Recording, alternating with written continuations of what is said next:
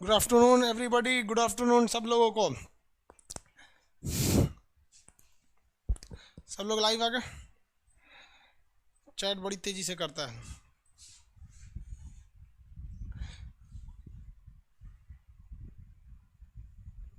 चलिए सब लोग को गुड आफ्टरनून। दर्शन दीजिए, दे दिए भाई।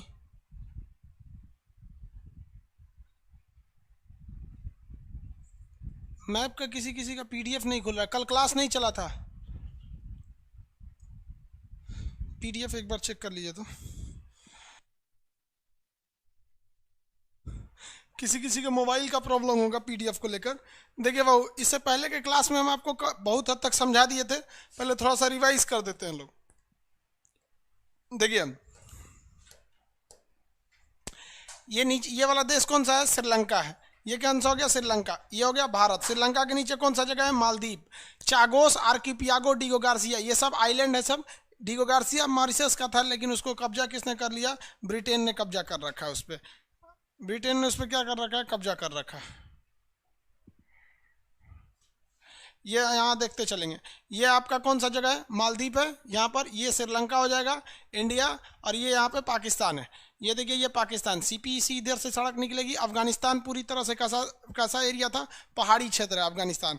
अफगानिस्तान की राजधानी क्या है? काबुल। अफगानिस्तान की राजधानी क्या है? काबुल है। कंधार उसका सबसे बड़ा शहर है। कंधार उसका अफगानिस्तान का। बताइए बामियान में किसकी मूर्ति थी? फटाफट बताएंगे लोग। बामियान में किस भगवान की मूर्ति थी? आंसर दीजिए। बामियान में किस भगवान की मूर्ति थी? भगवान बुद्ध की, महात्मा बुद्ध की मूर्ति थी बामियान में। बामियान में मूर्ति को तालिबान के आतंकवादियों ने क्या कर दिया था? तोड़ दिया था। समझा दिए थे यहाँ तक में। पाकिस्तान में ग्वादर बंदरगाह, कराची बंदरगाह, कई सारे बंदरगाह भी थे। महात्मा बुद्ध की मूर्ति थी। Mahatma Buddha, very good. महात्मा बुद्ध की मूर्ति थी। आगे बढ़े।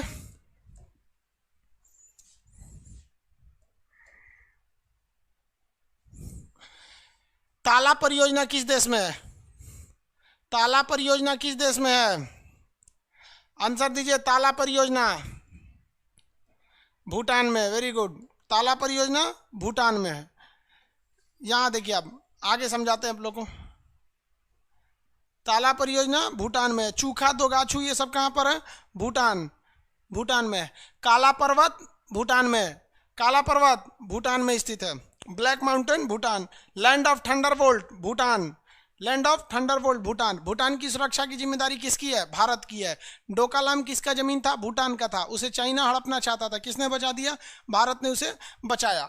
अब इसके आगे देखिए, यहाँ एक देश है जिसका नाम है बांग्लादेश। ये कौन देश है? बांग्लादेश। ये बांग्लादेश है। बांग्लादेश जो है, पहले इसका नाम पूर्वी पाकिस्तान था। बांग्लादेश का पुराना नाम क्या था? पूर्वी पाकिस्तान। आप अगर इसको देखिए तो जब भारत का विभाजन हुआ तो ये एरिया दे दिया गया था पाकिस्तान को।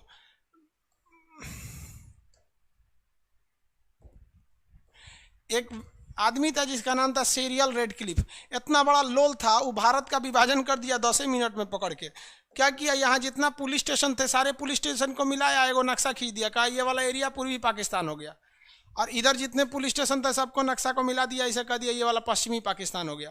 तो ये वाला कौन सा पाकिस्तान है भैया? पश्चिमी पाकिस्तान। उस वक्त का ये पश्चिमी पाकिस्तान था। और जो बांग्लादेश आप देख रहे हैं, ये बांग्लादेश इधर ना, ये पहले पूर्वी पाकिस्तान था। तो ये दोनों ओर से बड़ा तामझाम करते रहते थे सब, पाकिस्तान और पूर्वी पाकिस्तान के बीच में। तो दोनों ओर से भारत को तंग करते थे। तो पाकिस्तान के जो मेन लोग थे, उन लोग का कहना था, क्या कह रहे हैं भाई? कल क्लास नहीं चली थी। जितने लोगों को कंफ्यूजन, कल क्लास नहीं हुआ था।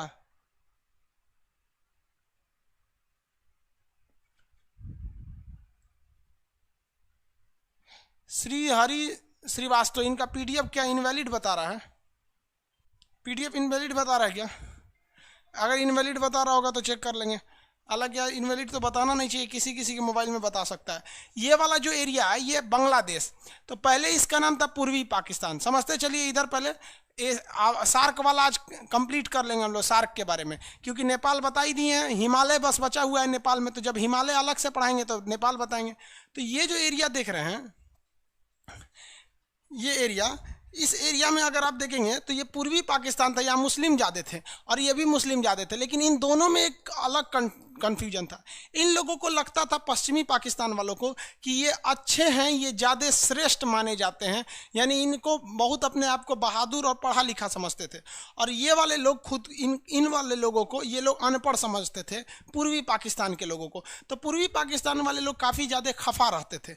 इसी बीच क्या हुआ कि शेख मुजीबुर रहमान यहाँ से चुनाव जीत गए और चुनाव में इतना ज़्यादा वोट मिला कि उनको पश्चिमी पाकिस्तान वालों से भी ज़्यादा वोट मिल गया।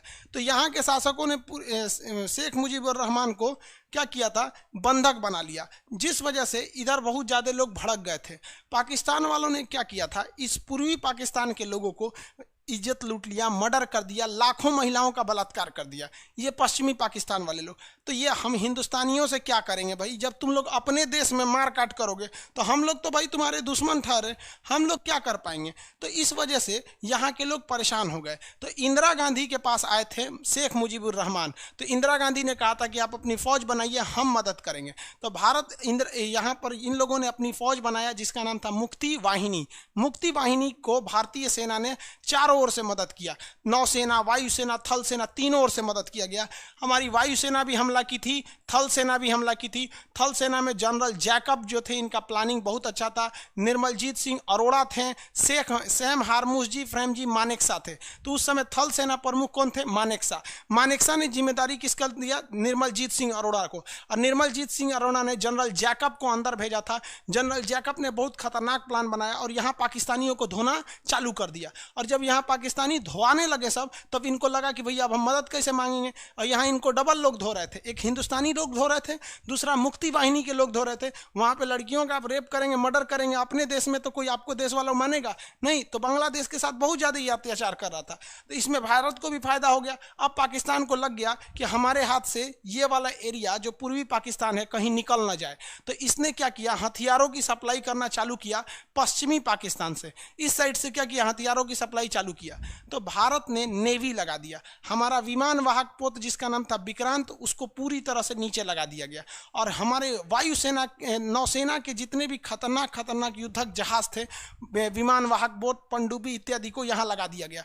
पाकिस्तानियों की जो सप्लाई चेन थी यहाँ की, इसको हम लोगों ने ध्वस्त कर दिया। हमारा सबसे खतरनाक जहाज जो था जिसका नाम था विक्रांत, उसको यहाँ लगा दिया गया। तो नीचे से धो रही थी नेवी, इस साइड से आर्मी और ऊपर से एयरफोर्स। ये लगातार बम बरसा रहे थे सब। लगातार बम बरसाने की वजह से यहाँ पर जो पाकिस्तानी थे, इनका रीढ़ टूटते जा रहा था। अब पाकिस्तान की इधर से सप्लाई नहीं हो पा रही थी। जो इधर पाकिस्तानी फौजी बचे थे, इन लोग को तो पूरा का पूरा इंडियन आर्मी, मुक्ति वाहिनी, नौसेना, वायुसेना मिलकर धो रही थी। पाकिस्तान को लगा कि भैया हमसे, हमारे हाथ से पूर्वी पाकिस्तान चला जाएगा। तो ये जो था, पूर्वी पाकिस्तान को बचाने के लिए पाकिस्तान अमेरिका के पास भीख मांगने लगा, भैया अमेरिका हमको बचा लीजिए, हमारा ये वाला एरिया निकल जाएगा हाथ से। अमेरिका ने इसमें जब एंट्री मारी तो पूरा माहौल ही बदल के रख दिया था। आगे देखें, एक सेकंड बाबू, ये लोग कौन कौन कमेंट कर रहे हैं।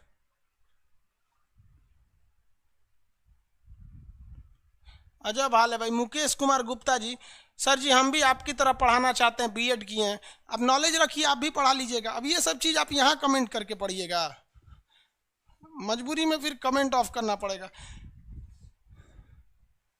इसमें एंट्री मार दिया कौन, अमेरिका। और अमेरिका की एंट्री मारते बवाल हो गया बहुत भीषण, क्योंकि अमेरिका जैसे एंट्री किया तो अमेरिका की एंट्री करने के बाद कारण रूस की भी एंट्री फिक्स हो गई, क्योंकि रूस को हम लोग बचाए थे। याद कीजिए कि जब अमेरिका श्रीलंका में हम्बनटोटा बंदरगाह ले रहा था, तो रूस ने भारत को कहा था कि अमेरिका को कैसे भी भगा दो। अब यहाँ पे एंट्री हो गई किसकी, अमेरिका की। अमेरिका ने यहाँ से अपने जहाज़ों को भेजना चालू कर दिया। इन जहाज़ों के ग्रुप का नाम था 7th फ्लीट, 7वां बेड़ा। इनमें 30-40 तो पानी वाली जहाजें थी और हमारा एक अकेला विक्रांत कैसे टक्कर लेता इन 30-40 जहाज़ों से। अब यहाँ से कौन सा बेड़ा आ गया, 7वां बेड़ा आ गया। इंदिरा गांधी की हालत खराब, क्योंकि 7वां बेड़ा अगर पहुँच जाता तो वो परमाणु बम लेके आ रहा था। तब इंदिरा गांधी ने कहाँ बोला, रूस में खबर किया कि भैया हम आपको बचाए थे ना, इसी का आज हमको खामियाजा भुगतना पड़ रहा है कि अमेरिका से हमारी सीधी दुश्मनी हो गई है, अमेरिका मारने आ रहा है, प्लीज़ हमको बचा लीजिए।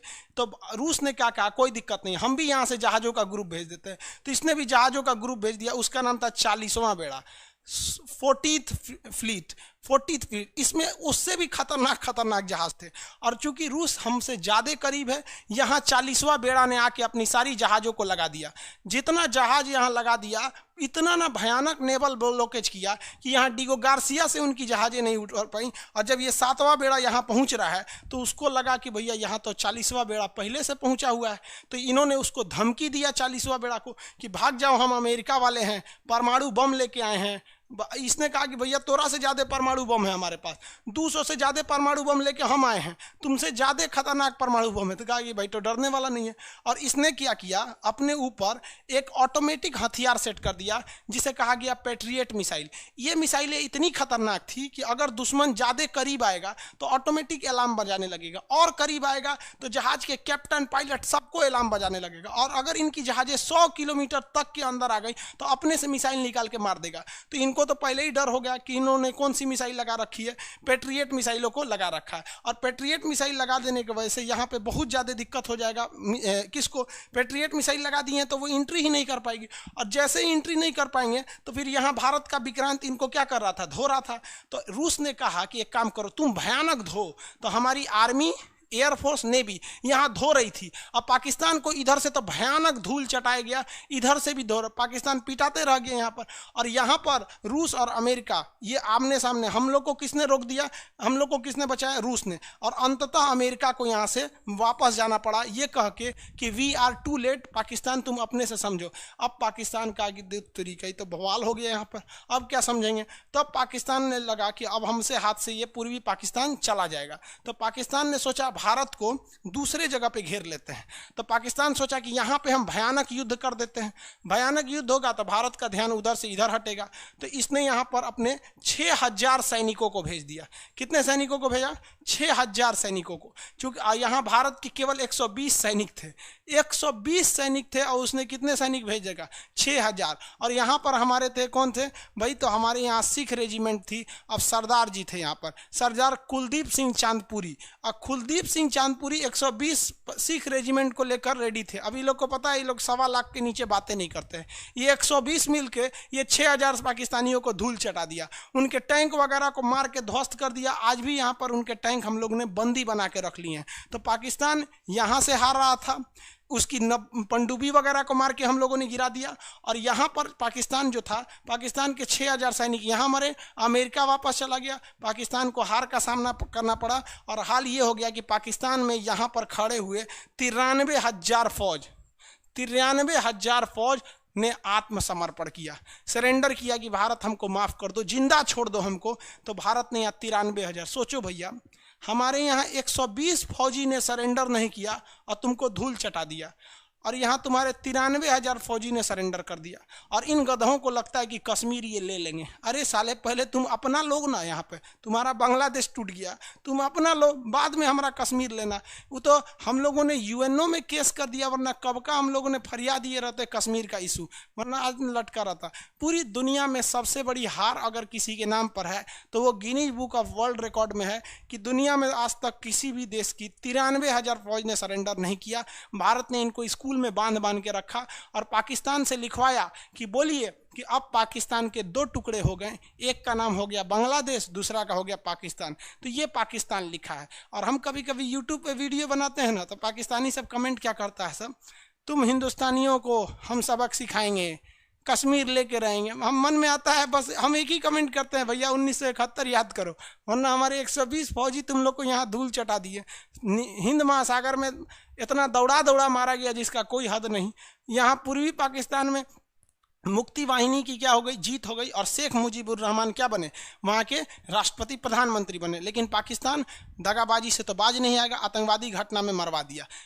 आतंकवादियों से किनको मरवा दिया? शेख मुजीबुर रहमान को मरवा दिया। आज उन्हीं की बेटी बैठी हुई है, क्या नाम है, शेख हसीना, जिनका भारत से बहुत अच्छा संबंध है। तो 1971 की लड़ाई हुई जिसमें हम लोगों ने मुक्ति वाहिनी सेना को खड़ा किया और 1972 में पाकिस्तान ने अंततः यह स्वीकार कर लिया कि अब पूर्वी पाकिस्तान उसका नहीं है, अब वो एक देश बन चुका है। तो क्वेश्चन पूछा था पाकिस्तान ने बांग्लादेश को एक देश के रूप में कब स्वीकार किया था, तो 1972 में। लड़ाई कब हुई थी? 71 में। समझ में आ गया कि नहीं आ गया? सोचिए यहाँ हमारे 120 फौजी पाकिस्तान में उन लोग को घुसने नहीं दिए। जब राजस्थान पढ़ाएंगे ना तब बताएंगे यहाँ पर। तो आज जो आप बांग्लादेश देख रहे हैं, पहले वो किसका था? पाकिस्तान का। तो बहुत बेहतरीन प्रधानमंत्री थी इंदिरा गांधी, जिसका हद नहीं, जिसने इसको जिता दिया। समझ में आ गया? 1971 में। आगे बढ़ जाए, बहुत बेहतरीन प्रधानमंत्री थी। हम एक न्यूज़ देख रहे थे तो जिसमें एक आदमी क्या कह रहा था कि 1971 का भारत ने युद्ध इसलिए जीता क्योंकि उस समय बीजेपी विपक्ष में थे। अरे भैया, बीजेपी का गठन हुआ था 1980 में, उससे 9 साल पहले ये घटना हो चुकी थी। देखिए, कांग्रेस में सबसे बेहतरीन प्रधानमंत्री अगर कोई था तो वो इंदिरा गांधी थी। बाकी नेहरू के अंदर दूरदर्शिता नहीं थी, विश्वास बहुत ज़्यादा कर लेता था, बहुत खतरनाक। अब आप बताइए, अगर इंदिरा गांधी ये कदम नहीं उठाई रहती तो आज ये क्या रहता? पूर्वी पाकिस्तान। और आपको पता है क्या होता कि ये वाला एरिया में पाकिस्तान ये एरिया किसको दे देता? आप आइडिया लगाइए, चाइना को दे देता। और चाइना यहाँ पे भी आके अपनी फौज खड़ा कर लेता। और ये फौज खड़ा करने के बाद हम लोग 3 ओर से घिर जाते लोग, इधर से भी घिर जाते लोग, और इधर से तो अभी घिरे, और ऊपर से चाइना से। भारत को इतना टॉर्चर करता, इसलिए इंदिरा गांधी ने इसको बहुत बेहतरीन ढंग से भांप लिया और उसने पहले ही इसको तोड़ दिया। और वो उस समय युद्ध के उस समय सेना प्रमुख कौन थे? मानेक शॉ थे। क्या थे? मानेक शॉ। पूरा नाम था सैम हारमूस जी, फ्रेम जी, जमशेद जी, मानेक शॉ।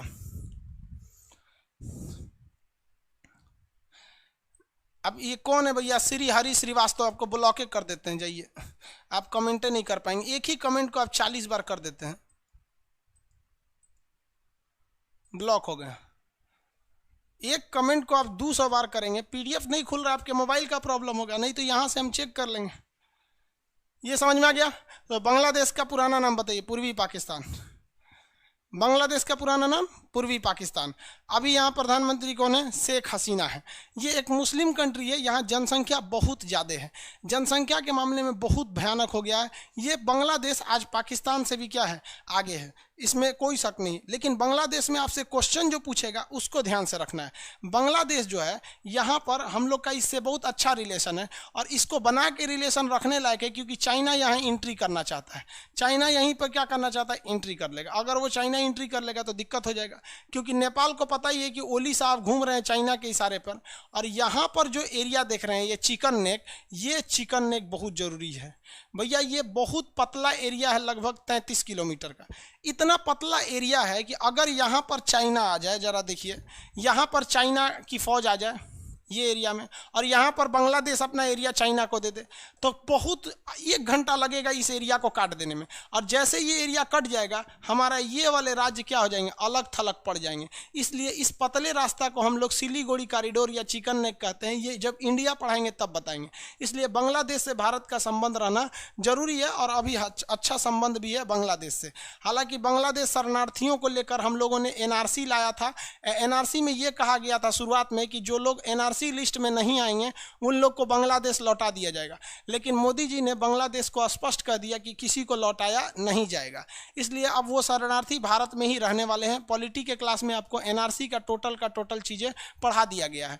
अब बांग्लादेश में 3 शहर बहुत महत्वपूर्ण है। बांग्लादेश का एक शहर जिसका नाम है चटगांव, वो नीचे इसका बंदरगाह है। बांग्लादेश का सबसे बड़ा बंदरगाह का नाम पूछेगा तो क्या कहेंगे? चटगांव बंदरगाह। बांग्लादेश का सबसे बड़ा बंदरगाह का नाम क्या है? चटगांव बंदरगाह। समझ में आ गया कि नहीं आ गया?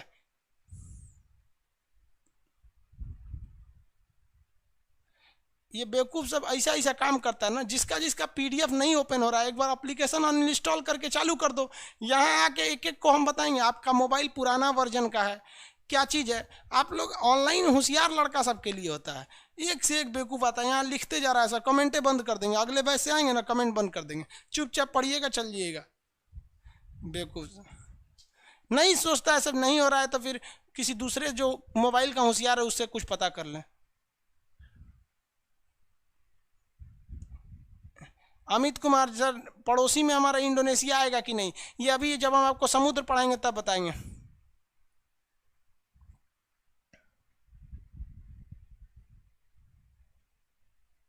ले कौन बकलोलवा 36वां एडिशन लिया है किताब का। कोई भी किताब ले लिए रहेंगे आप, जो किताब खोले लिए हैं उसमें आप बांग्लादेश का खोल के देखेंगे, यहाँ पे मिलेगा चटगांव बंदरगाह।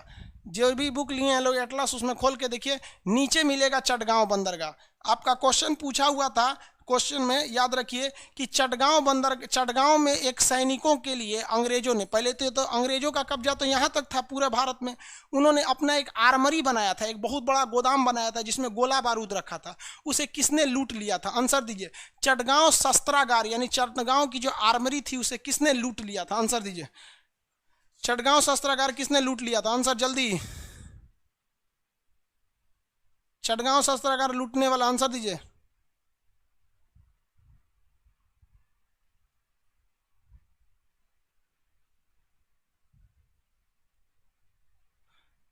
चटगांव शस्त्रागार लूटने वाले का नाम बताइए।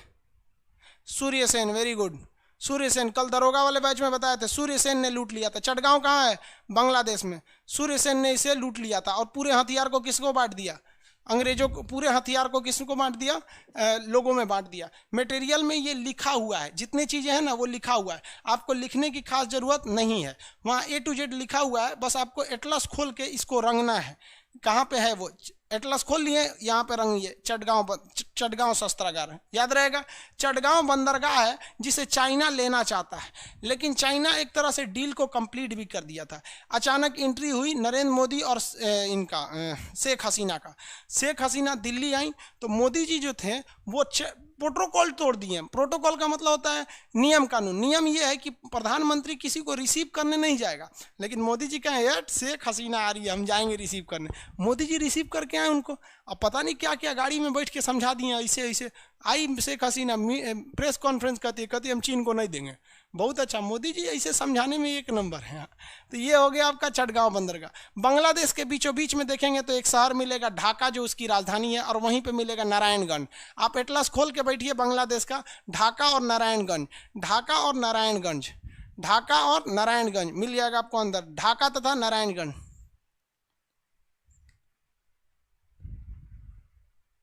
ढाका और नारायणगंज मिल गया। जल्दी जल्दी ढूंढिए, जिनको नहीं मिल रहा है बांग्लादेश का नक्शा खोलिए। आपको पता होना चाहिए कि हम कहाँ पढ़ाने वाले हैं। अब बांग्लादेश के बाद म्यांमार पढ़ाएंगे।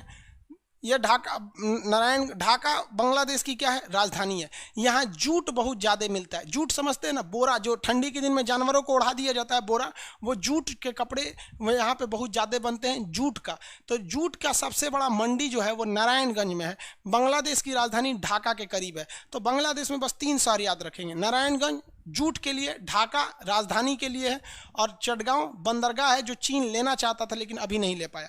ये हमारे लिए बहुत ज़रूरी है। बांग्लादेश से हमारी सबसे लंबी सीमा लगती है। हमारी सबसे लंबी सीमा किससे लगती है? बांग्लादेश से। हालांकि अगर बांग्लादेश से देखेंगे तो 3 विवाद है भारत का। क्वेश्चन आपको जब इंडिया पढ़ाएंगे ना, तो जब बंगाल पढ़ाएंगे, वेस्ट बंगाल, तो वहाँ बताएंगे पश्चिम बंगाल और बांग्लादेश के बीच 3 विवाद चलते हैं, जो हमेशा क्वेश्चन आता है। एक न्यू मुरे द्वीप को लेकर विवाद चलता है, दूसरा 3 बीघा कॉरिडोर को लेकर विवाद चलता है, और तीसरा जो विवाद चलता है वो तीस्ता नदी को लेकर चलता है। तो ये बांग्लादेश जब पढ़ाएंगे ना, तो बांग्लादेश में हम आपको इस चीज़ को बताएंगे। अभी इसको बस याद रखेंगे, पूर्वी पाकिस्तान, ये समझ में आ गया। पूर्वी पाकिस्तान का नाम क्या हो गया? अब बांग्लादेश हो गया। हमसे इसका काफ़ी अच्छा संबंध है। चिकन नेक किसके किसके बीच में है? तो भारत और बांग्लादेश के बीच का एक पतला रास्ता क्या कहलाता है? चिकन नेक कहलाता है। ये देश कौन सा हो गया? भूटान। और ये वाला कौन सा हो गया? नेपाल। बताइए अब सार्क में कितने देश थे? सार्क में 8 देश। नीचे में कौन सा होगा? मालदीव, श्रीलंका, भारत, पाकिस्तान, नेपाल, भूटान, भारत, पाकिस्तान, अफगानिस्तान, नेपाल, भूटान, बांग्लादेश। अब हम आंसर पूछते हैं आपसे, क्वेश्चन पूछते हैं, फटाफट आंसर दीजिएगा। बामियान किस देश में? आंसर चाहिए तुरंत। बामियान किस देश में? आंसर बामियान किस देश में है? रुपेश कुमार जी सर, आप 9वां संस्करण ले लीजिए, ठीक है बाबू। बामियान किस देश में है? वेरी गुड, AF मतलब अफगानिस्तान। बामियान अफगानिस्तान में। आप बताएंगे फटाफट। ग्वादर बंदरगाह किस देश में है? ग्वादर बंदरगाह, ग्वादर बंदरगाह, ग्वादर ग्वादर ग्वादर बंदरगाह पाकिस्तान। वेरी गुड, ग्वादर बंदरगाह पाकिस्तान। चटगांव, चटगांव कहाँ है? चटगांव कहाँ पे है? बांग्लादेश। Very good, Bangladesh. चटगांव बांग्लादेश। चाइनवा देखिए क्या सोच रहा था, ओकरा ही समझ में नहीं आता कि यहाँ मोदी बैठल है। मोदी जी ऐसा खतरनाक है, एक साथ यहाँ शेख हसीना को कंट्रोल कर लेते हैं, उधर स्मृति ईरानी को कंट्रोल कर लेते हैं, हर जगह एक साथ। हालांकि आप इसे अन्यथा न लेंगे, ऐसे पढ़ाई में हंसी मजाक चलता है। ये बंदरगाह का नाम था चिटगांव बंदरगाह। इस बंदर का नाम है हम्बनटोटा बंदरगाह, श्रीलंका में नीचे है। यहाँ पर मालदीव में है माले बंदरगाह, और यहाँ पर है ये कौन सा, ग्वादर बंदरगाह। चाइनवा चोट्टा क्या कह रहा था कि हमरा हाई वाला बंदरगाह दे दो, और यहाँ से यहाँ देख रहे हैं किसको घेर रहा है, चोट्टा भारत को घेर रहा था। किसको घेर रहा था? भारत को। नरेंद्र मोदी आए ना तो धज्जी उड़ा दिए उसका। कैसे समझिए, चटगांव बंदरगाह तो कैंसिल हो गया चटगांव बंदरगाह कैंसिल, तो ये रास्ता तो काम खत्म हो गया। और जितने बंदरगाह, जो भी जहाज हम्बनटोटा बंदरगाह पे जाती थी, भारत सरकार ने कहा कि भैया आप केरल या तमिलनाडु बंदरगाह पे आइए। तो हम्बनटोटा बंदरगाह जो बनाया गया है उस पर कोई जहाजें नहीं जाती है, जिस वजह से हम्बनटोटा एयरपोर्ट और हम्बनटोटा बंदरगाह अब किसी काम का नहीं है। तो ये रास्ता तो यहीं से कट गया। माले बंदरगाह को भी भारत के अब फेवर में आ गया, बच गया एक बस इसका ये ग्वादर बंदरगाह। तो ये ग्वादर बंदरगाह पर इतना ना कर्जा ले लिया है पाकिस्तान कि इस कर्जा को चुकाने के लिए उसको सऊदी अरब से पैसा मांगना पड़ता है कि चाइना को चुकाना है कर्जा। और पाकिस्तान को ये लगा था कि ये सड़क बन जाएगा तो इससे हम बहुत कमाएंगे, लेकिन भारत ने इस सड़क के बदले में एक और सड़क की घोषणा कर दिया। वो यहाँ पर है आपका चाबहार बंदरगाह, और यहाँ से सड़क लेके हम लोग रूस तक जाएंगे, लंदन तक यहाँ से। अब बताइए, जितना व्यापार होगा वो इस सड़क के रास्ते हो जाएगा और ये बंदरगाह के रास्ते। अब लो भैया, तुम्हारा ये चीन का सीपीईसी पकड़ के बैठे रहो। हम लोग की नीतियाँ बहुत अच्छी हैं, बट इतना ना लेट नीतियाँ हो जाती हैं जिसका कोई हद नहीं। तो चटगांव बंदरगाह समझ में आ गया आपको। एशिया में अगर हम आपसे कहते हैं तो आप दिमाग वही पहुंच जाएंगे कि नहीं। जैसे अगर हम कहते हैं सीपीईसी तो आपका दिमाग तुरंत जाना चाहिए, अरे भैया सीपीईसी इधर है। अगर हम आपसे कहते हैं चटगांव बंदरगाह तो आपके दिमाग में 1 सेकंड में आना चाहिए बांग्लादेश के बाद चटगांव बंदरगाह। हम आपसे कहते हैं हिमालय, दिमाग में तुरंत ऊपर रहना चाहिए। कहेंगे बामियान, तुरंत अफगानिस्तान होना चाहिए। काबुल कंधार अफगानिस्तान होना चाहिए। गजनी वगैरह अफगानिस्तान। हिंदुकुश पर्वत, तो हिंदुकुश पर्वत ये वाला एरिया है। कराची बंदरगाह ऐसे। अब तो ऐसा नहीं होगा कराची बंदरगाह कहाँ है, इधर तो नहीं है, ऐसा बेवकूफ़ी तो नहीं करेंगे ना। समझ में आ रहा है आपको? किसी को कोई दिक्कत नहीं? I want PDF in English, you should wait for 10 days।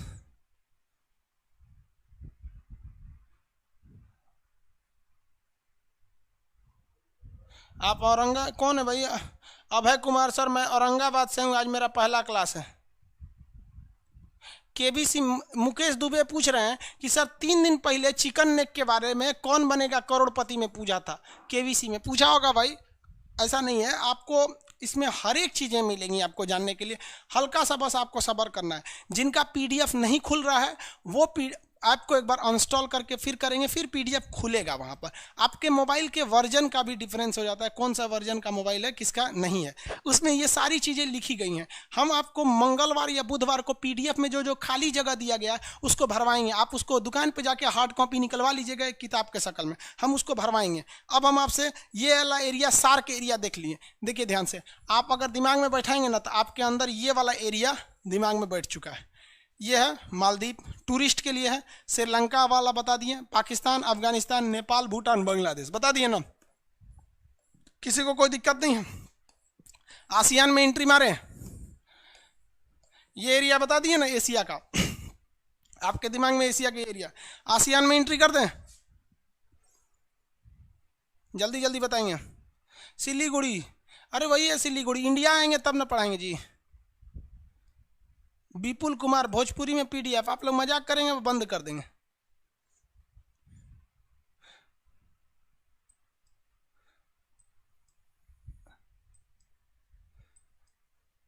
चलिए अब आसियान में एंट्री करते हैं।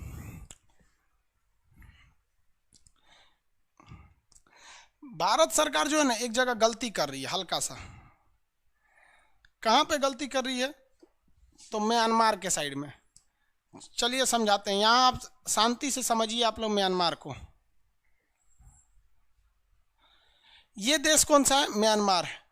म्यांमार जो है वो इंडिया को कनेक्ट कर देता है इस एरिया से।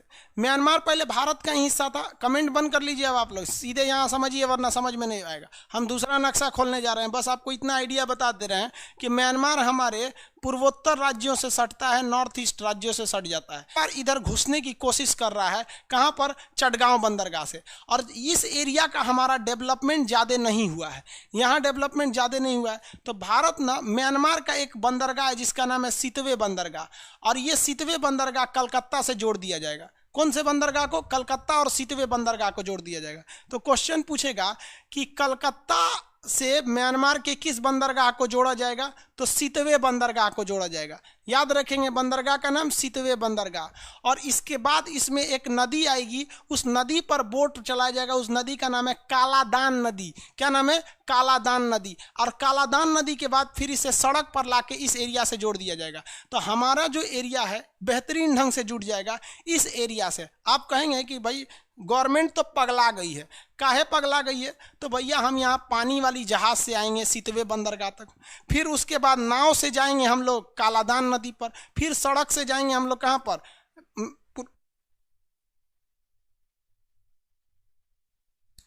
सड़क से जाएंगे पूर्वोत्तर राज्य में। इस छोटे से प्रोजेक्ट में 3 जगह रास्ता बदलना है। एक कलकत्ता बंदरगाह से समुद्र, सितवे बंदरगाह से पानी, और उसके बाद आपका सड़क। इसलिए इसे मल्टी मॉडल प्रोजेक्ट कहा जाता है कालादान।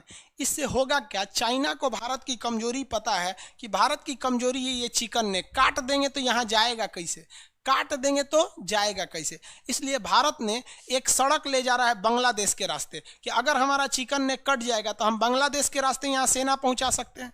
अगर इसको भी काट दिया तो कालादान मल्टी मॉडल प्रोजेक्ट के तहत जा सकते हैं यहाँ से। तो ये सितवे बंदरगाह और कालादान प्रोजेक्ट अब क्या है, आप समझ में आ रहा है आप लोग को? ये सितवे बंदरगाह कहाँ पर है? म्यांमार में है। अब हम म्यांमार का नक्शा खोलते हैं। ये वाला एरिया आपका लिए हो गया। म्यांमार का नक्शा खोल देते हैं।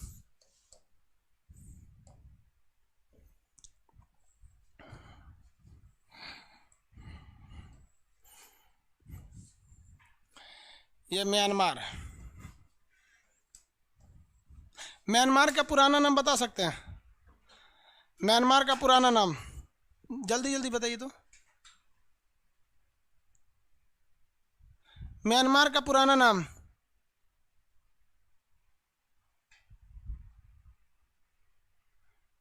बेवकूफ कर रहा है। म्यांमार का पुराना नाम अफगानिस्तान था। म्यांमार का पुराना नाम बर्मा था। Very good, Burma. म्यांमार का पुराना नाम अफगानिस्तान नहीं था, बर्मा था। बैटरी चेंज कर दीजिएगा इसका। बैटरी दे दीजिए। भारत और म्यांमार के सीमा पे एक पर्वत है। इस पर्वत का नाम है आराकाम पर्वत। पर्वत का नाम क्या है? आराकाम पर्वत। क्वेश्चन फटाफट बताएंगे। भारत और म्यांमार को अलग करने वाले पर्वत का नाम क्या है? आराकाम पर्वत। इस पर्वत पर चाइना ने आतंकवादियों को खड़ा कर दिया है। उसका आर्मी का नाम है आराकाम आर्मी, जो हमारे सितवे बंदरगाह के प्रोजेक्ट को पूरा होने नहीं देता है। आगे आप समझिए इसमें।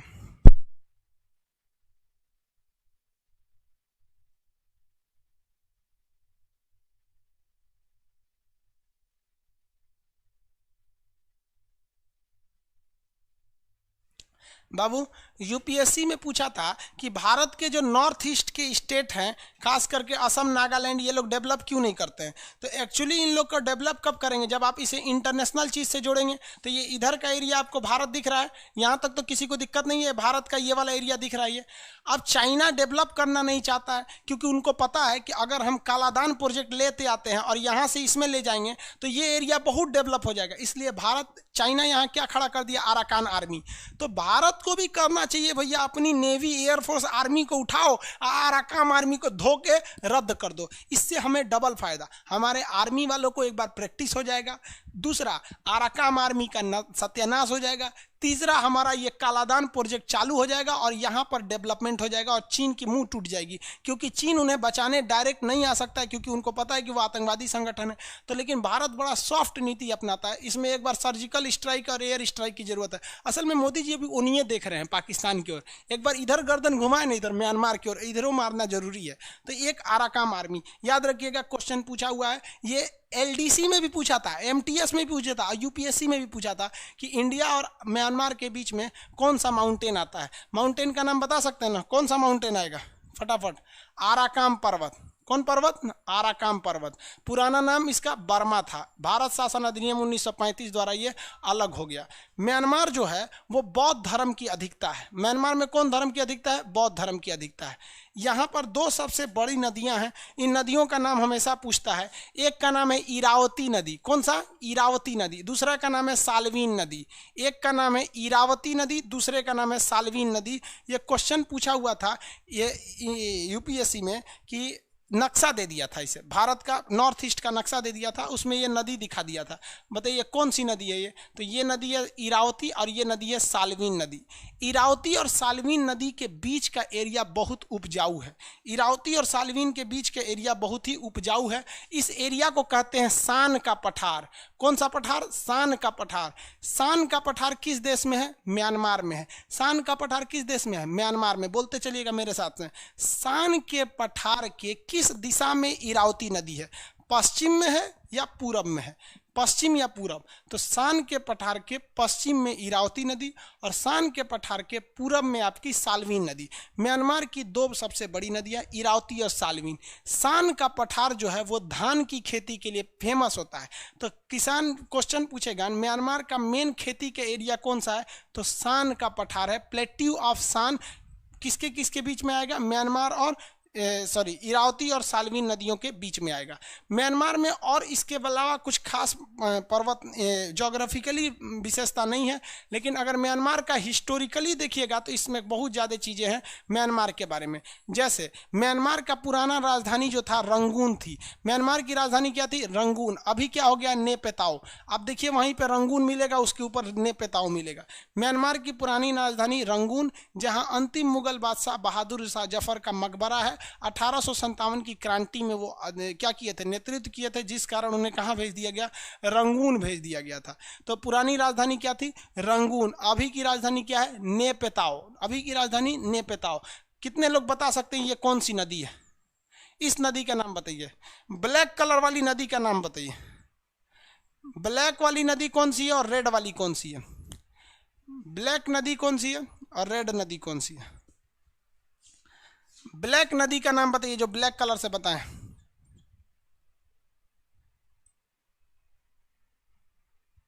ब्लैक कलर से इरावती। रेड कलर से कौन सा है?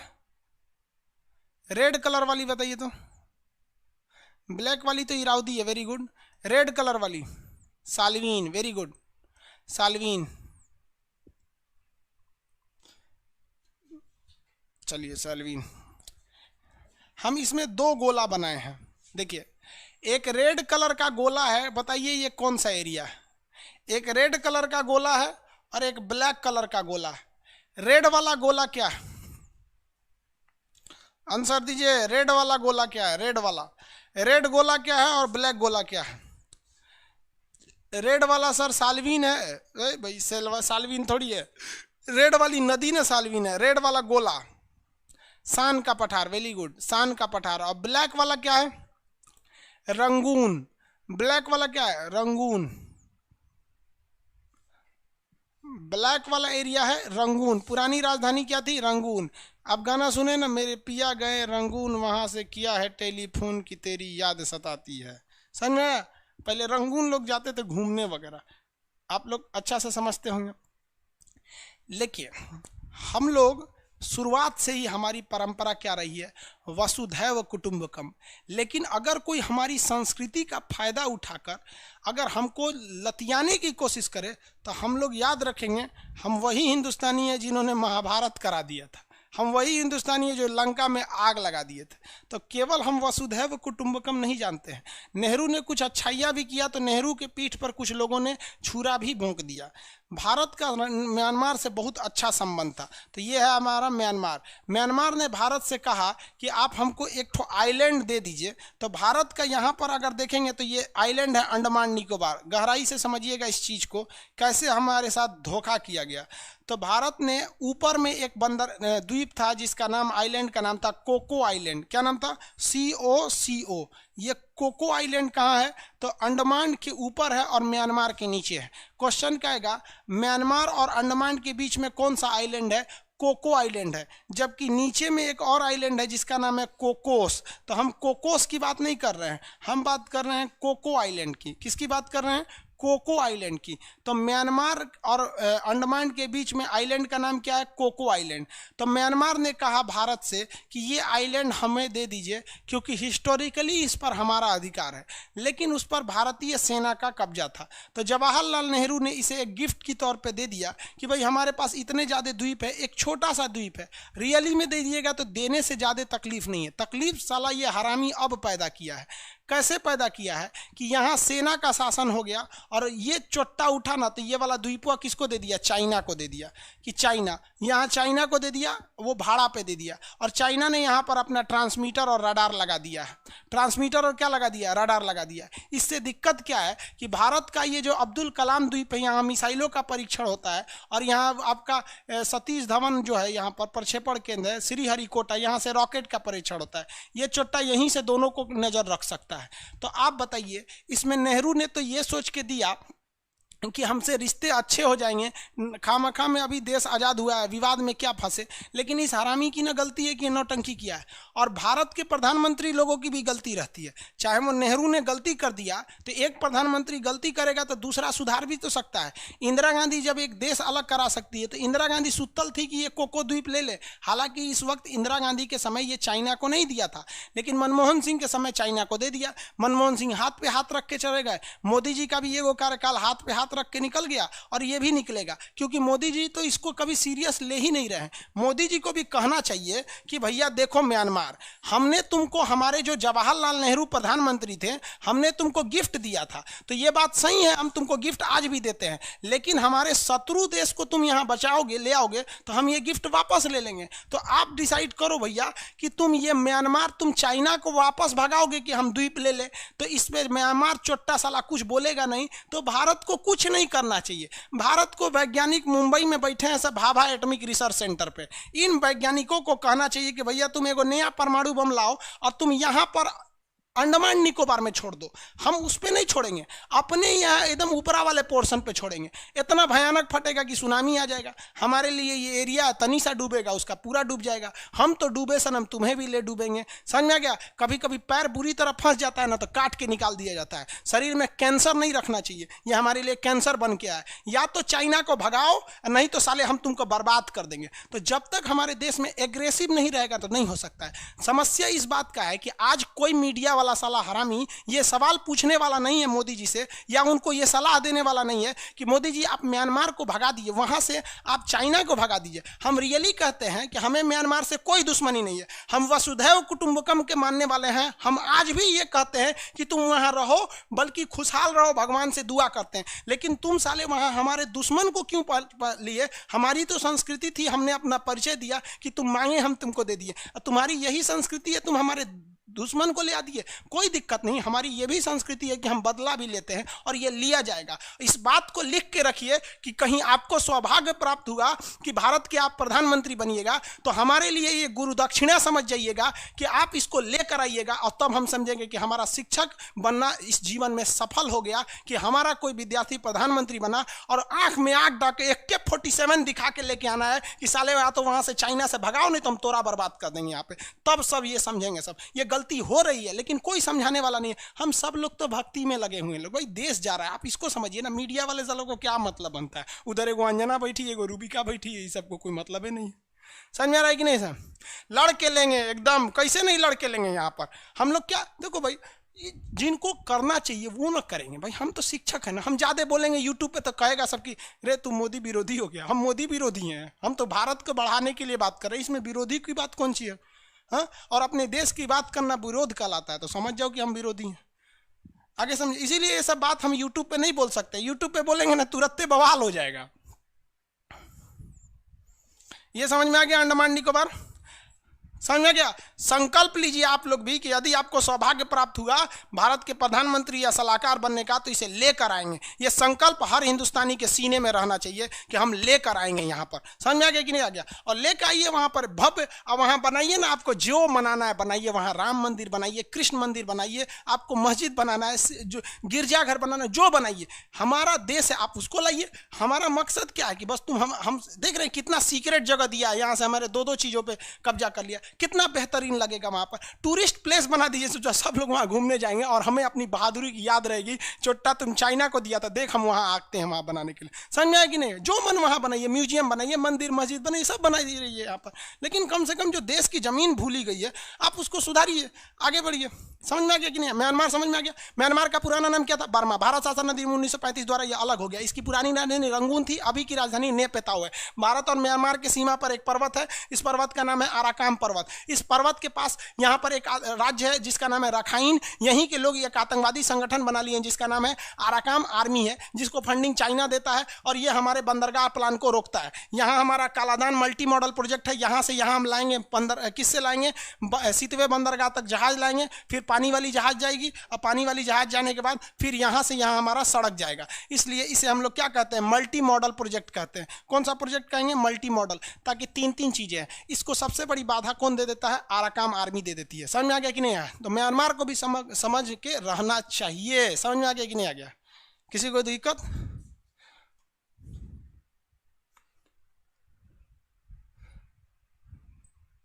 आ गया? अरे बकलोल भाई, अनइंस्टॉल के बाद भी नहीं दिख रहा है तो तू शांति से रहो, हम चेक करके कल बताएंगे। सर यूट्यूब पर भी बताइए, हम लोग आपके साथ हैं, हमको पता है आप लोग अपने साथ हैं हमारे। लेकिन कुछ लोग जो है ना वो ये नहीं देखते हैं कि हम बोल क्या रहे हैं, ये नहीं देखते हैं हम देश के लिए बोल रहे हैं। कुछ लोग बस क्या देख लेते हैं कि मेरे नाम के आगे क्या लिखा है? खान। समझ आ गया? इसलिए समस्या ये है। आगे बढ़ते हैं। म्यांमार समझ में आ गया होगा आप लोग को। ये वाली नदी कौन सी है? इरावती। ये वाली साल्वीन। बीच में कौन सा पठार है?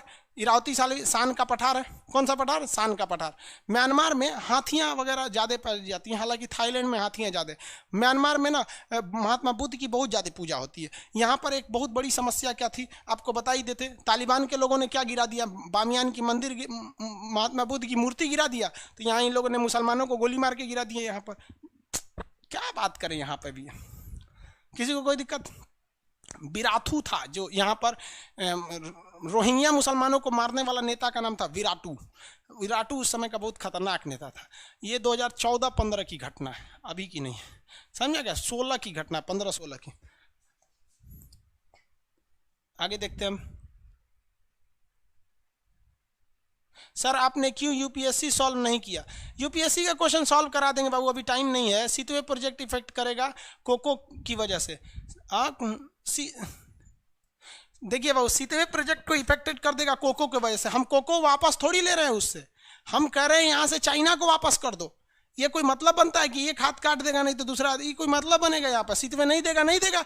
हमारा कोकोस उससे ज़्यादा खतरनाक है। हम क्या कह रहे हैं कि भैया तुम कोकोस लो, तुम्हें मन है तो बोलो हम कोको वाले पर होटल बना देते हैं अपने पैसा से, बोलो हम बिजली घर बना देते हैं, हम हर एक सुख सुविधाएं दे देते हैं। हमने अफगानिस्तान को दिया कि नहीं दिया? क्या पैसा लिए? फ्री में बना के दिए हम लोग, हम इसको दे देंगे लोग। समझ में आ गया कि नहीं आ गया? लेकिन हमारा कहना है कि हमारे भारत माँ की जो जमीन है इसे कोई गिरवी नहीं रख सकता है हम लोग के आगे, छीन के लेके आएंगे हम लोग, कोई दिक्कत नहीं है। जिस तरह से चाणक्य ने चंद्रगुप्त मौर्य को पैदा किया और मतलब कहने का सेंस उसको राजा तक बनाया और उसे आगे ले जाएगा और उसके मदद से वो धनानंद के अत्याचार को खत्म किया। मेरा भी प्रण है कि हम पढ़ा के एक ना एक दिन तो ऐसा एक अपने लिए चंद्रगुप्त मौर्य खड़ा करेंगे और वह लेके आएगा हमारा कोकोज, और उस दिन हम समझेंगे कि भारत माँ का कर्ज हमने चुका दिया और मेरा जीवन सार्थक हो गया। आप टेंशन नहीं लीजिए, हम काम कर रहे हैं, हमारा नीति बहुत दूर तक है। यहाँ पर कोई ना कोई तो आएगा जो वापस लेकर आएगा। आगे वाला देश है जिसका नाम है थाईलैंड।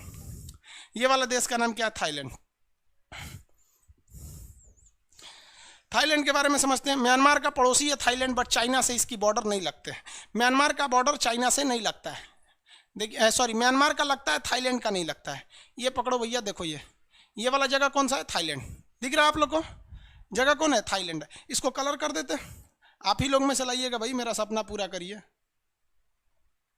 थाईलैंड जो है यहाँ पे हाथियां बहुत ज्यादा होती हैं, यहाँ कई हाथियां सफेद रंग की होती है। तो थाईलैंड को अक्सर क्वेश्चन पूछता है सफेद हाथियों का देश किसे कहते हैं? थाईलैंड को कहते हैं। थाईलैंड जो है ये डेवलप कंट्री है, या टूरिस्ट के लिए यहाँ लोग ज्यादा जाते हैं। बैंकॉक टूरिस्ट ये सब ये लोग यहाँ पर ज्यादा जाते हैं, यहाँ का कल्चर में टूरिस्ट ज्यादा है यहाँ पर थाईलैंड में। थाईलैंड जो है इलेक्ट्रॉनिक्स चीज को उत्पादन में बहुत ज्यादा है। थाईलैंड में एलईडी टीवी ना 2000 रुपये में टीवी मिल जाती है थाईलैंड में। समझ आ गया कि नहीं? ये देश कौन सा है आपका? थाईलैंड। थाईलैंड में बैंकॉक जो जगह है वो थाईलैंड की राजधानी है। बैंकॉक से थोड़ी दूरी पर एक जगह है जिसका नाम है फुगेट। फुगेट जो है टूरिस्ट प्लेस के लिए बहुत ज़्यादा फेमस होता है, टूरिस्ट के लिए। तो ये आपका हो गया भैया, आपका कौन सा जगह? थाईलैंड। थाईलैंड जो है ये इलेक्ट्रॉनिक्स के लिए ज़्यादा। अब भारत ने इसके इलेक्ट्रॉनिक्स पर बैन लगा दिया है, क्योंकि अगर ये इलेक्ट्रॉनिक की दुनिया में भारत में एंट्री मारेगा ना तो फिर भारत के इलेक्ट्रॉनिक बाजार क्या हो जाएंगे? बंद हो जाएंगे। इसकी अगर बाउंड्री देखेंगे तो इसकी बाउंड्री चाइना से नहीं लगती है, दिख रहा है आपको? चाइना से इसकी बाउंड्री नहीं लगेगी। ये चाइना है, इससे बाउंड्री इसकी नहीं लगती है थाईलैंड से। आगे बढ़े, क्या हो गया भाई?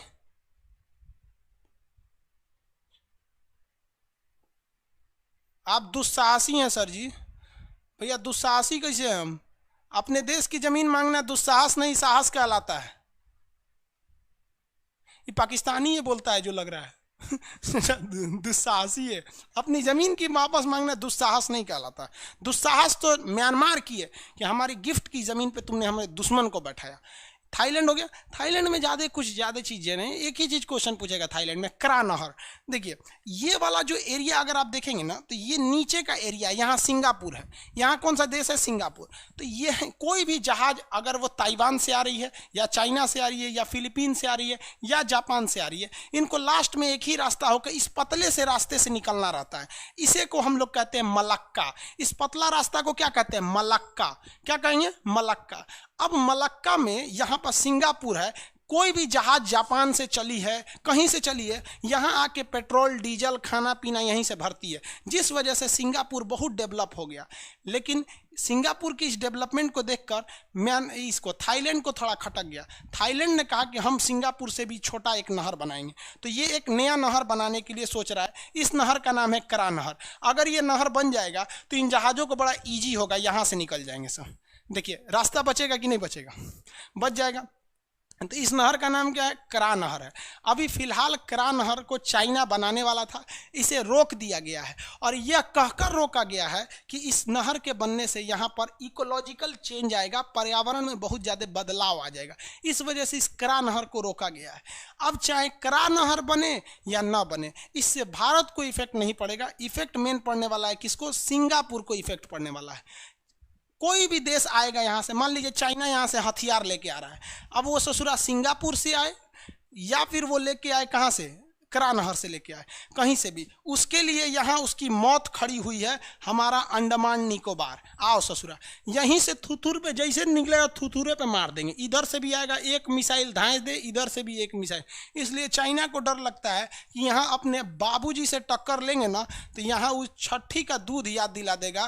कहाँ पर? अंडमान निकोबार में। किसी को कोई दिक्कत है? समझ में आ रहा है आप लोग को? थाईलैंड सफ़ेद हाथियों का देश थाईलैंड, राजधानी बैंकॉक, टूरिस्ट के लिए फेमस होता है। करा नहर बना रहे हैं यहाँ पर। कौन सा नहर? करा नहर। आप अपने नक्शा में देखेंगे करा नहर, एटलस खोलेंगे यहाँ पे करा नहर होगा। नहीं होगा तो आप कैसे भी करके ढूंढिएगा करा नहर। समझ आ गया कि नहीं आ गया? आगे बढ़े, किसी को कोई दिक्कत नहीं? करा नहर बने। पटकाई बूम क्या है? वो इंडिया पढ़ाएंगे तब पढ़ाएंगे सर। आसियान में 11 कंट्री है। Timor list, Timor list ASEAN में शामिल नहीं है। आगे बताएंगे बाबू। यंगून लिखा है बुक में, वेरी अच्छा है बाबू। पहले रंगून नाम था, बाद में क्या हो गया? रंगून हो गया। अच्छा संदीप कुमार जी, सर आप, हम दूरदर्शी बोले हैं, आप दुस्साहसी समझ गए हैं। वे सॉरी भाई वो दुस्साहसी बोल रहे, हमको थोड़ा सा कमेंट दूर से ना, हमको लगा दुस्साहसी बोले। वो कहें कि सर आप बहुत दूरदर्शी हैं। हम पढ़ लिए दुस्साहसी, हम उसको बोल दिए पाकिस्तानी सॉरी भाई, अब बुढ़ापा में आँख सब गड़बड़ हो जाता है। चलिए कोई बात नहीं, दूरदर्शी नहीं बाबू। देखो, हर व्यक्ति को अपने देश प्रेम होता है। हम बस एक ही चीज जानते हैं कि तुम पाकिस्तान वाले रहो या बांग्लादेश या चीन वाले, खुश रहो यार जहां भी रहो, लेकिन हमारे भारत को इज्जत की नजर से देखो। इज्जत की नजर से नहीं देख सकते हो ना, मत देखो, तुमसे उम्मीद नहीं रखते, लेकिन भारत के प्रति बुरा मत सोचो। हमारा बस यही सपना है। कभी हमको क्या मतलब बनता है चाइना तुम आगे चले जाओ, भाई पाकिस्तान तुम भी आगे चले जाओ, तुम भी खुशहाल रहो। हम लोग तो यही सिखाया गया बचपन से, वसुधैव कुटुंबकम, बांग्लादेश तुम भी खुश रहो। लेकिन इसका मतलब क्या हुआ, जो तुम खुश रहेगा तो हमको दुखी कर देगा, इसलिए तुम खुश मत रहो। आगे देखो, एक और चीज देखिए, भारत ने ना एक दिमाग लगाया। एक बात बताइए, क्रिकेट में कहा जाता है बैकफुट पर खेलने से अच्छा है फ्रंट फुट पर जाके छक्का मारिए, तगड़ा लगेगा। तो भारत सरकार ने कहा कि एक काम करते हैं, फ्रंट फुट पर खेलते हैं। तो फ्रंट फुट पे कैसे खेला जाएगा, तो मनमोहन सिंह जब प्रधानमंत्री थे, उस प्रोजेक्ट को अभी तक मोदी जी को इस पे आगे बढ़ाना चाहिए। हालांकि मोदी जी आगे बढ़ रहे हैं, बट स्पीड थोड़ी सी धीमी है। हम लोग एक हाईवे बना रहे हैं, सड़क बना रहे हैं, और वो सड़क जानते हैं कहाँ तक जाने वाला है, सिंगापुर तक जाने वाला है। यहां से ये सड़क जाएगा ऐसे, ये देखिए सिंगापुर तक। ये न हुआ फ्रंट फुट पर।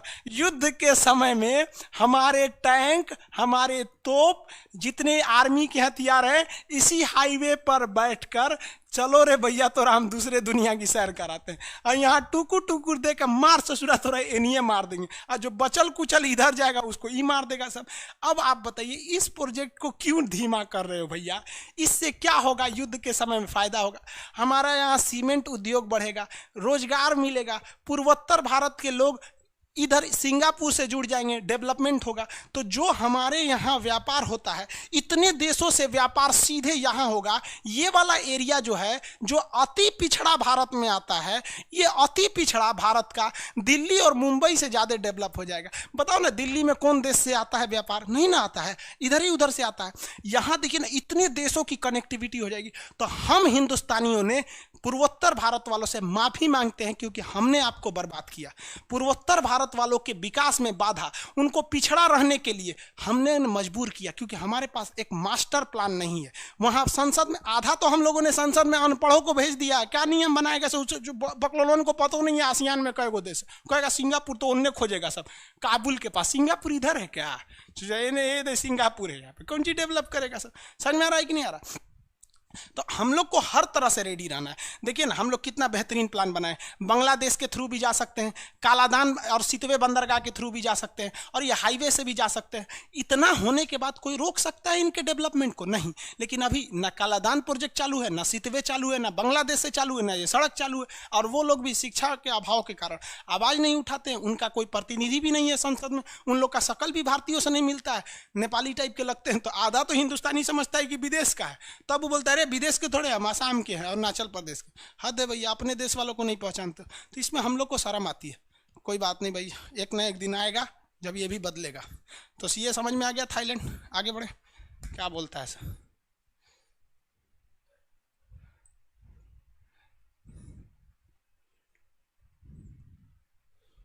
कोको वाला अजय कुमार कह रहे हैं सर, कोको वाला वीडियो डाल दीजिए। किस पर? यूट्यूब पर डाल दे। चलिए बाबू डाल देते हैं, ठीक है। आप लोग सपोर्ट में रहिएगा, वरना हमारा गरिया नहीं लगता है सर यूट्यूब पे कि तुम मोदी जी के खिलाफ बोल रहे हैं। हम काहे को खिलाफ बोलेंगे? हमारा चुनाव में उठना है। आगे समझते हैं। आज के लिए इतना ही रहने देते हैं, टाइमिंग ज़्यादा हो गई। अब नेक्स्ट में अभी हम पीडीएफ चेक कर लेते हैं। तो आप पीडीएफ चेक कर लीजिएगा क्यों प्रॉब्लम आ रही है।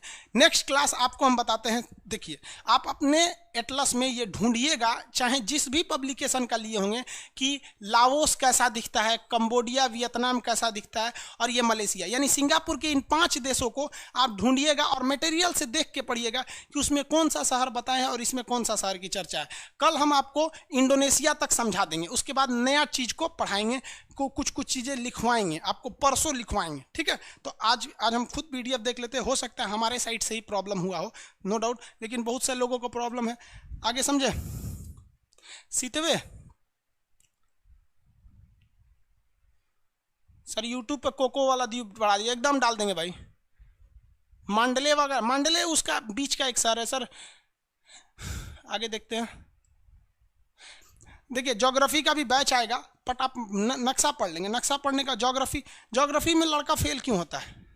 ज्योग्राफी में उसे 4 चीज़ पढ़ना है। देखो भैया, एक पढ़ना है उसे एस्ट्रोनॉमी, दूसरा पढ़ना है उसको जियोलॉजी, एक पढ़ना है जियोग्राफी, एक पढ़ना है उसको टोपोग्राफी। समझ में गया? और इसके अलावे भी उसको बहुत सारी चीज़ों को पढ़ना है। तो ये सारी चीज़ों का बैच आएंगे सब, इसको मोटा मोटी मान के चलिए 10-12 तारीख से जो भी बैच आएगा बाबू ना, उसको हम गारंटी कहते हैं कि 60% आप ही लोग से भरेंगे। 60%। जब एडमिशन 60% हो जाएगा तब जाके यूट्यूब पर बोलेंगे कि भैया क्लास है, क्योंकि हम आपको हमारे फर्स्ट बैच के स्टूडेंट हैं, आप लोग के लिए एकदम दी जान से एकदम लगे रहेंगे। आपको देखें, आपको इंडिया वर्ल्ड प्लस सब चीज़ आपको 150 रुपया फीस लिए, बाद में 200 किए। आज के लिए हम इतना ही रहने देते हैं, ठीक है?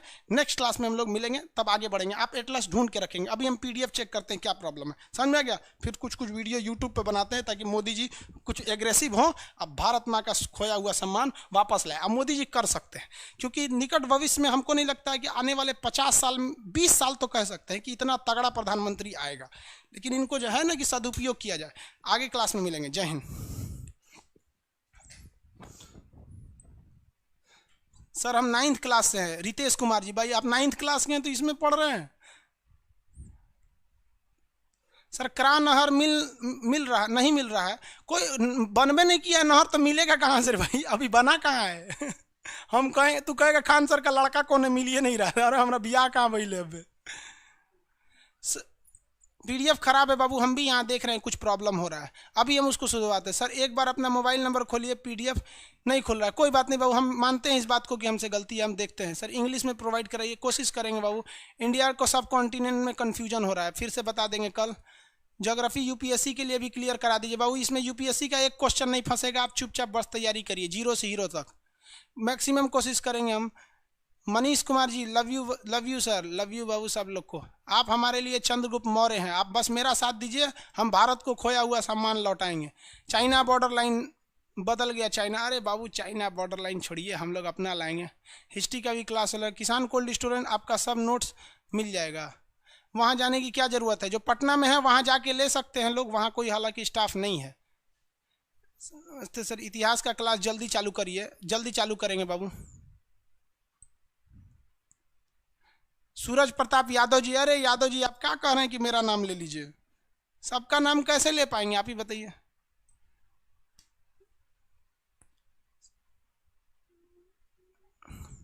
अंडमान निकोबार को कैसे डेवलप करेंगे सब बताएंगे बाबू, ठीक है? अब नेक्स्ट क्लास में मिलेंगे। आज के लिए इतना ही, आज के लिए इतना ही रहने देते हैं। जय हिंद।